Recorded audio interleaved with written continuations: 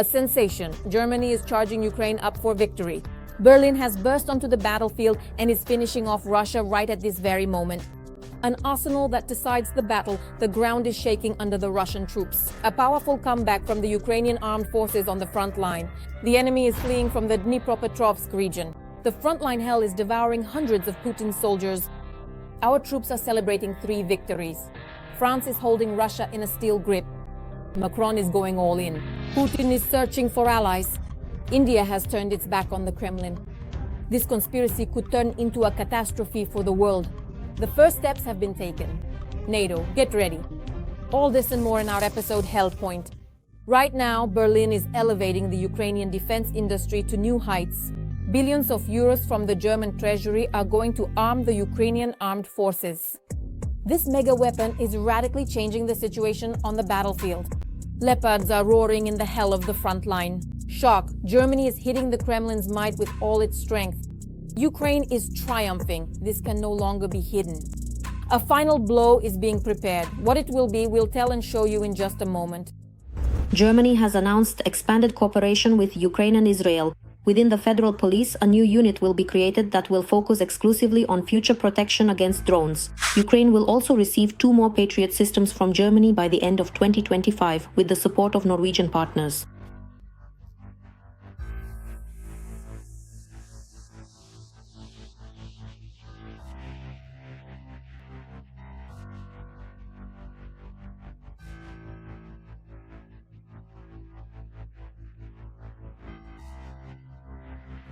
It should be noted that, in addition to this, other equipment is also being delivered and transferred. DigiParty, again, this is a type of electronic warfare equipment with a relatively small range, somewhere around. It is also worth noting that the German side is building a layered air defense system for Ukraine. Since the beginning of Russia's full-scale invasion of Ukraine, Germany has been the largest European donor of military aid. In addition, as part of air defense, Germany has supplied Ukraine with heavy armored vehicles. These are the formidable Leopard 2 and the even more advanced Leopard 2A6 tanks, truly some of the most modern and highly capable types of armored vehicles currently available in their entire class. In addition to these powerful tanks, there has also been the significant transfer of various infantry fighting vehicles, further bolstering their capabilities. In addition, Germany, in cooperation and partnership, is funding the transfer of artillery systems to Ukraine, specifically the self-propelled howitzer Susanna. In the spring, Berlin launched a new initiative to purchase long-range drones together with Ukraine's defense industry, with a budget of 300 million euros. It was Germany that proposed the first innovative formula for supporting the Ukrainian defense industry and financing long-range weapons programs. First and foremost, this concerns Ukrainian ballistic missiles and the production of strike drones. The allocated amount is about $1.9 billion. This amount is sufficient to enable the scaling up of strike drone production within the Ukrainian ballistic program, more specifically known as Laminda. Germany has also moved to the next stage of providing military aid to Ukraine, which involves Berlin purchasing weapons for Kyiv from Ukrainian manufacturers as well as joint production. Germany understands perfectly well that the Russian Federation plans to expand the theater of military operations on the European continent, and the first to face the threat of Russian aggression will be Germany itself. This concerns the Kaliningrad region, the former Prussia, which is currently temporarily part of the Russian Federation. In the 3.5 years of war, the German government has provided Ukraine with support totaling over 50 billion euros.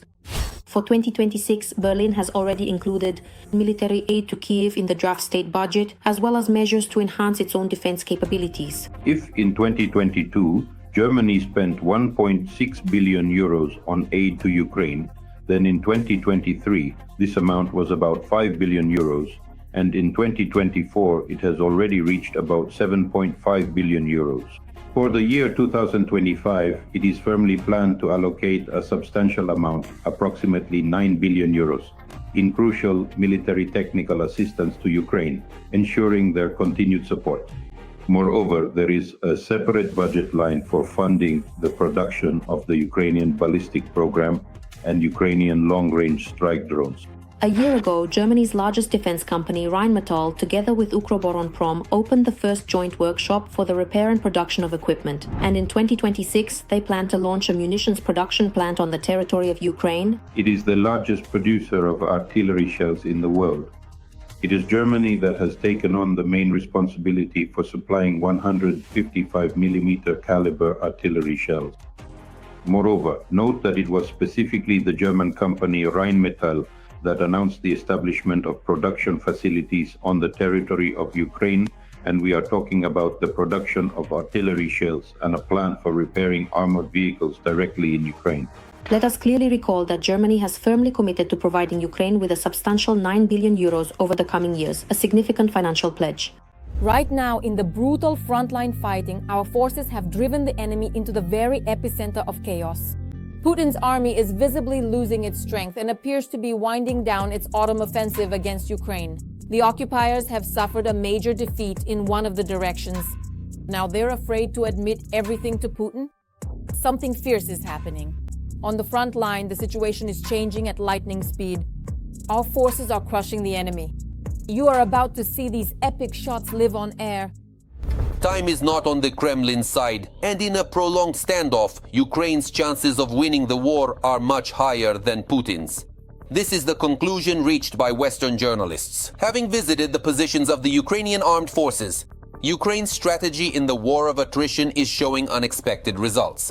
Armored combat vehicles haven't exactly become obsolete, but they have almost no chance of any success. Even when they try to mass them together like a fist, they still have almost no chance of breaking through. Analysts say that the constant losses suffered by the enemy and the adaptation of the Ukrainian armed forces to modern combat tactics are key factors. This opens up opportunities for Kyiv's long-term victory. Russia was counting on a rapid advance in northeastern Ukraine. However, key cities and logistical hubs remain under the control of the Ukrainian armed forces. In the fall of 2025, Russian generals are capturing Ukrainian cities and villages only in words and in fake reports for the bunker leader.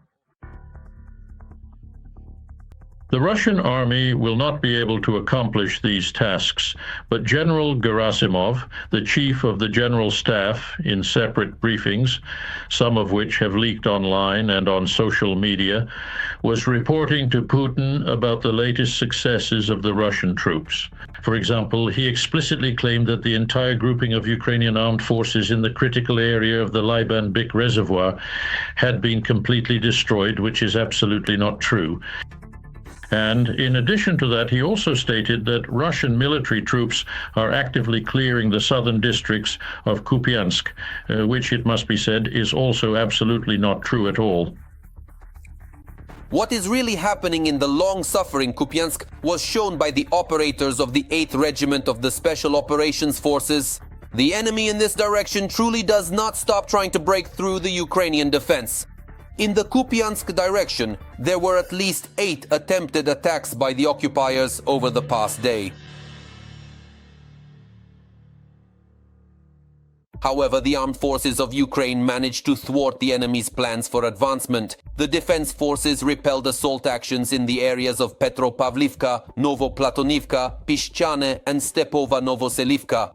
Using strike FPV drones, the occupiers were driven into the nearest houses, after which operators cleared several buildings where the enemy was hiding.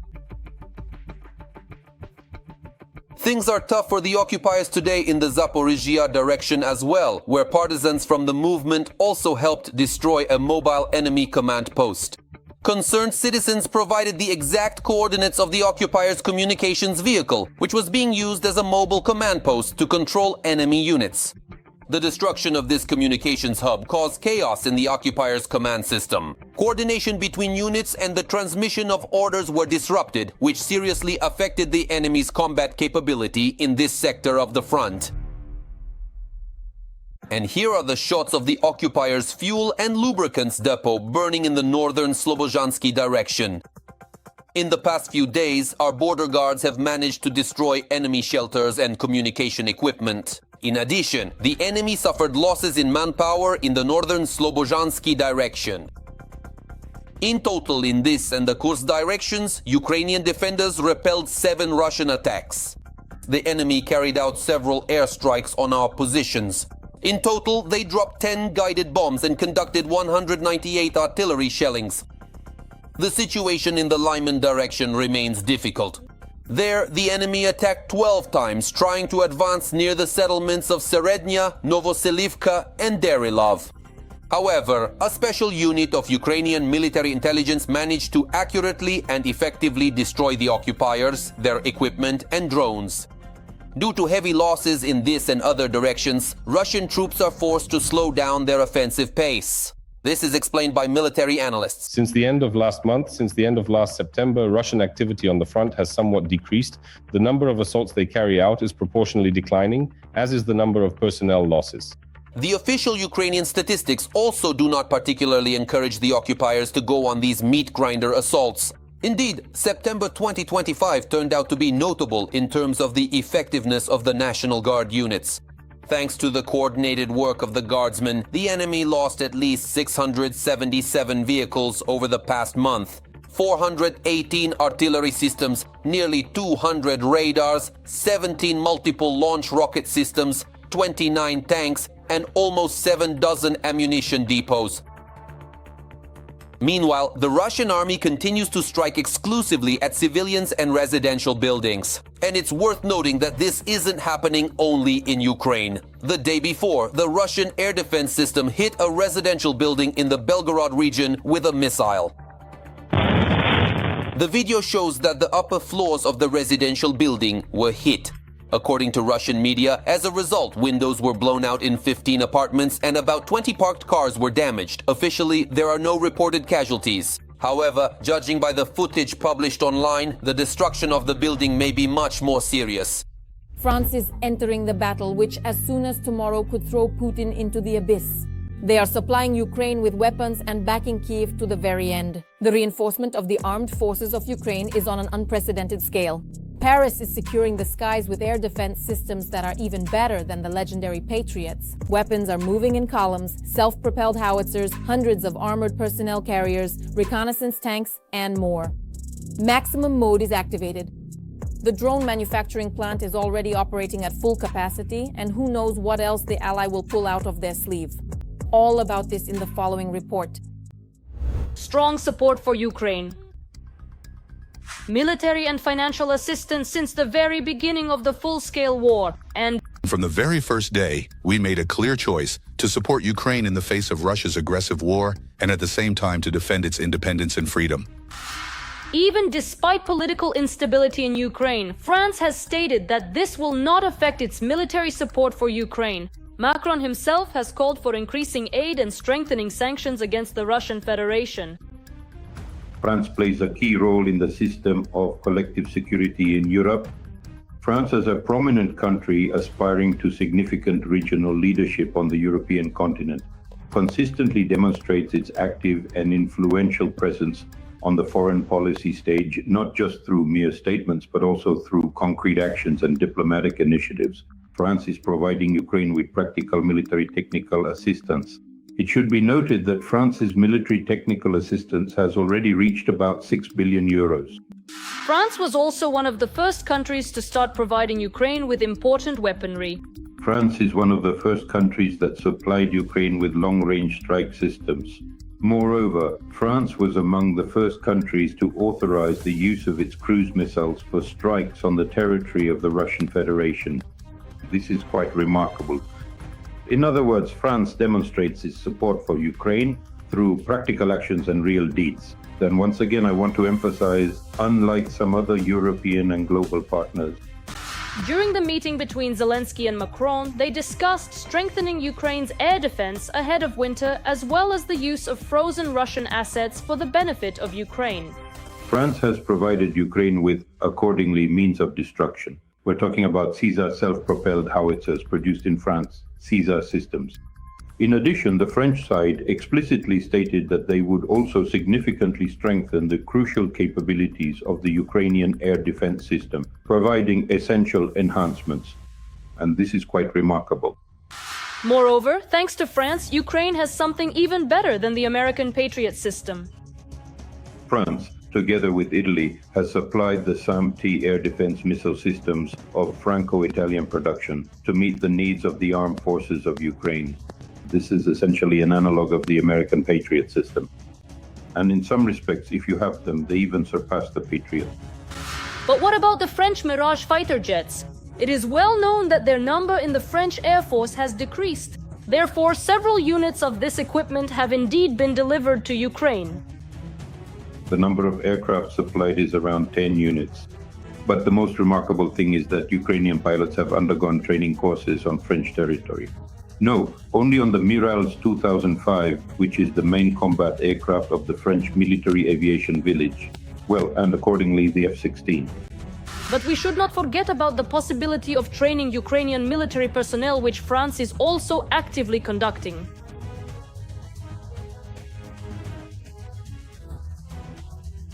Anna of Kyiv. In addition to this, Ukrainian pilots, electronic warfare specialists, and air defense specialists are currently undergoing comprehensive training in France, a crucial step for their ongoing efforts.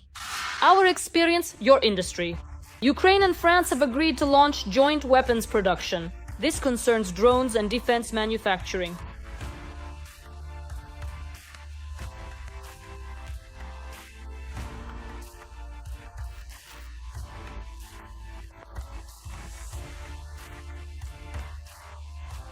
And so, here is the first joint drone from the French company and the Ukrainian Antonov aircraft plant, who announced their cooperation 2 years ago. The Bepela Arok made its first test flight with a pilot.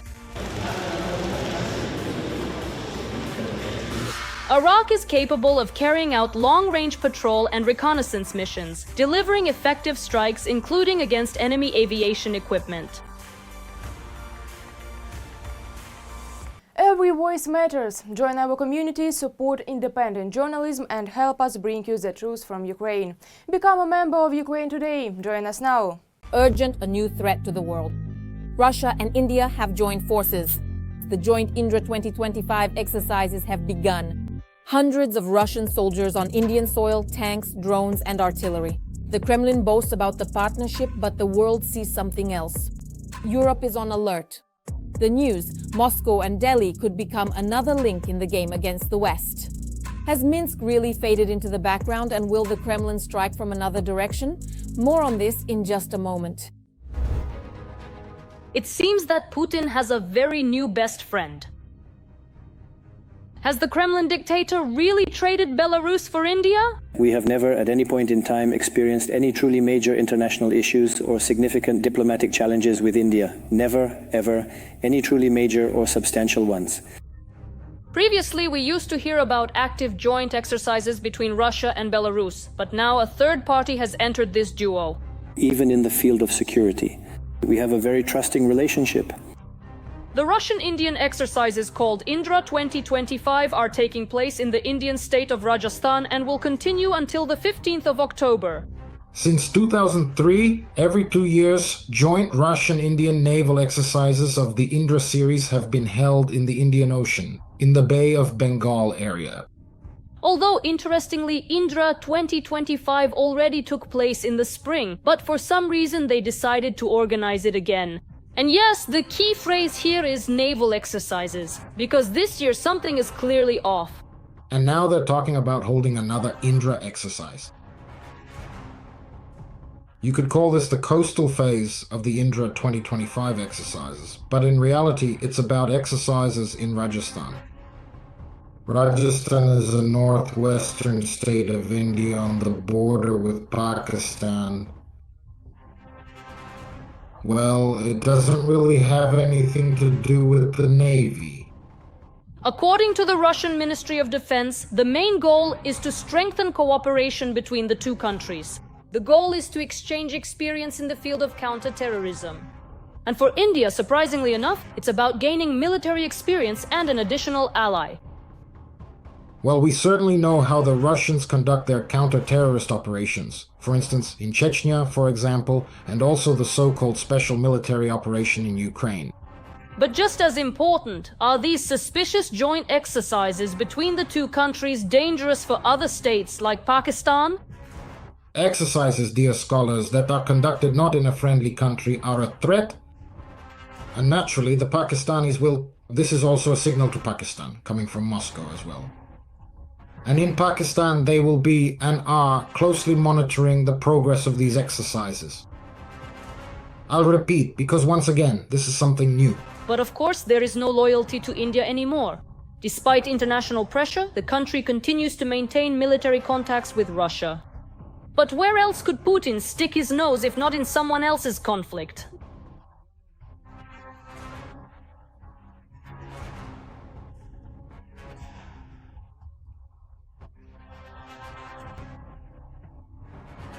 He is actively striving to regain significant influence within the region over his various allied partners. Yes, so...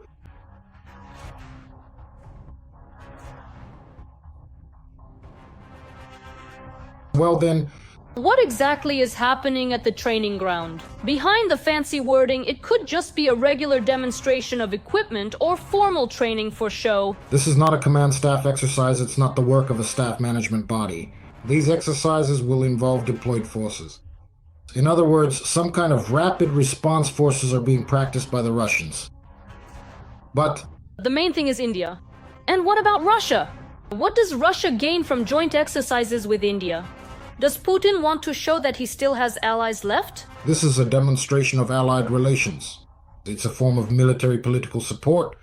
Again, in this case, it's a demonstration to Pakistan showing India's support from Russia, both in terms of military equipment and military political backing from Russia.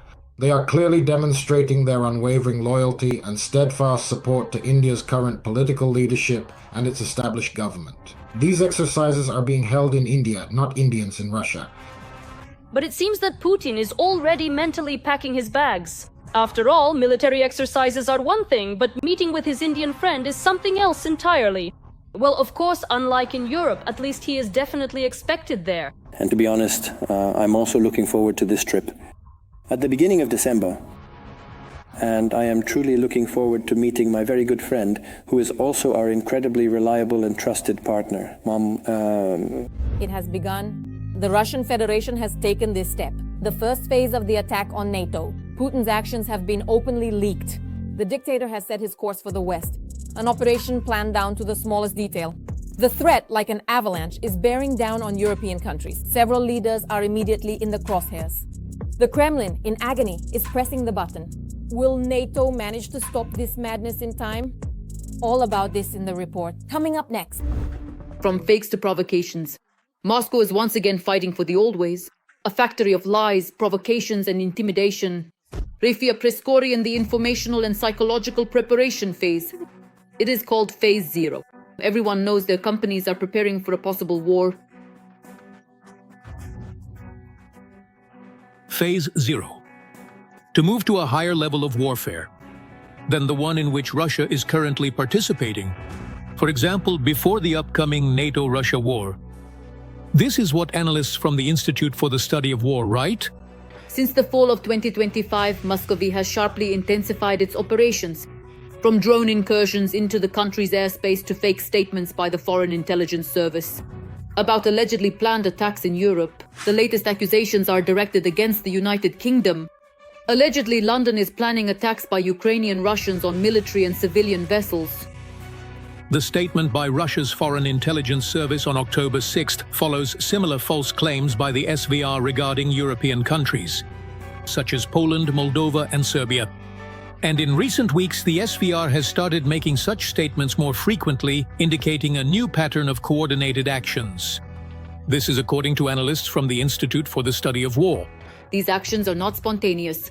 This is a carefully crafted strategy based on the experience of 2014 and 2022, when the Kremlin used disinformation as an artillery preparation before the full-scale invasion of Ukraine.